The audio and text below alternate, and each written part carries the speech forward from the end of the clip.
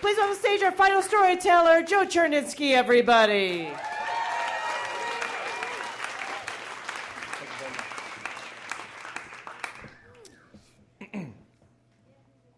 So I was going through my father's belongings a few days after he died, and I found a collection of birthday cards and Father's Day cards and letters from college that I had sent and he had saved.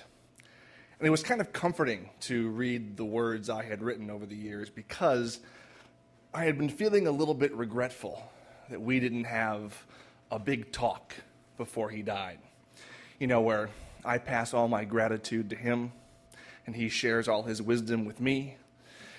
He had been diagnosed with late-stage kidney cancer just a few months earlier.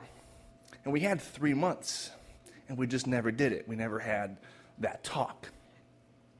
So one of the cards I found had a picture on the front of a little boy, 8 or 9 years old, staring out at a Major League Baseball field. And this just sets me down memory lane immediately. I start thinking about Father and Son Night. Now, Father and Son Night, as the name implies, was an evening where my dad and I would go and do something together, just the two of us when I was a kid. And it ended the same every time. Driving home, I'd be in the passenger seat, fighting off sleep, and my dad would be driving, and he'd turn on the radio, and there'd be a baseball game. And it would be that lo-fi AM staticky, like, the bottom of the fourth, and the Phillies are trailing, coming to the plate, Mike Schmidt, that kind of thing. And I still find something soothing, to tell you the truth, about that kind of AM radio broadcast. Now, the main event of Father and Son Night could be anything. We might go to a movie. I saw Return of the Jedi on a Father and Son Night. I saw Superman 3, the one with Richard Pryor. I convinced my dad to take me to see Adventures in Babysitting on a Father and Son Night because I had a real crush on Elizabeth Shue. I don't think I told him that part, but that was, after the Karate Kid, who didn't, right? As I got a little bit older, there was a new option for Father and Son Night, the racetrack, because there was a horse racing track near where I grew up in Pennsylvania, and they had restaurants and an arcade and, of course, the races. So my dad would take me there, and if I wanted to make a bet, he had to go to the window and place it for me, but I got to pick the horses, and if I won, he would just be beaming with pride. Although, to be fair, he was always beaming with pride when it came to me. I didn't have to do very much. He was one of those dads. I wish I could call him tonight and say, "Dad, I performed at the Moth, and I told a story about us." And he would have said, "Oh, son, that's great. I'm so proud of you. What's the Moth?"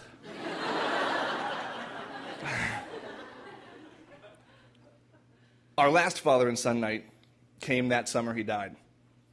He turned to me one day and said, "What do you say?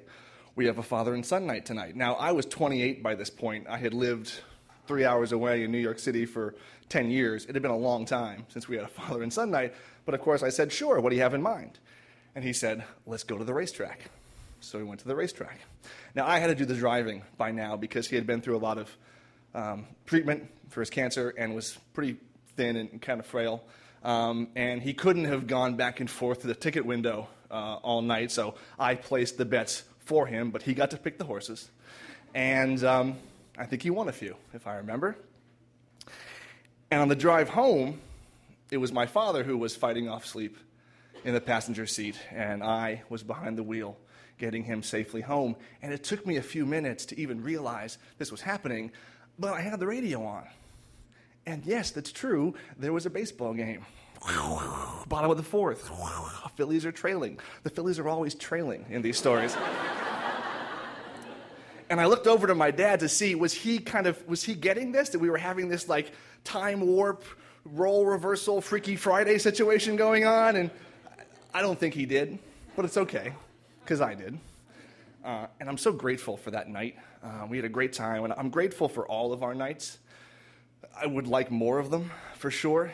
He was only 65 when he died, and there's all this stuff I won't get to do, and these phone calls I haven't been able to make, like the, "Hey, Dad, I got that job I told you about," or "Hey, Dad, I got a promotion," or "Hey, Dad, I met this girl, and I think I'm going to bring her home to meet everybody," or "Hey, Dad, I bought a ring, I think I'm going to ask him to marry me," or "Hey, Dad, we bought a house, I can't wait for you to come visit." I never got those phone calls.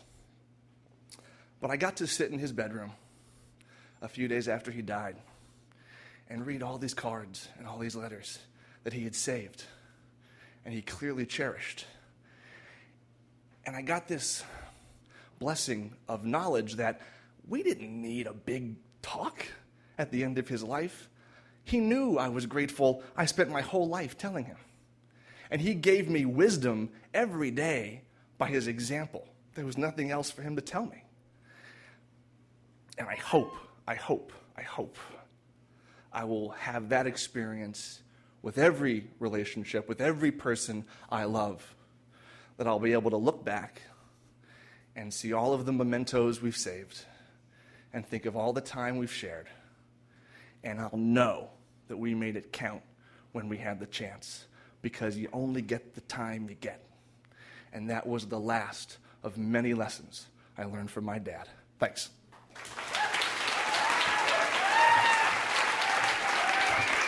Joe Charnitski, everybody.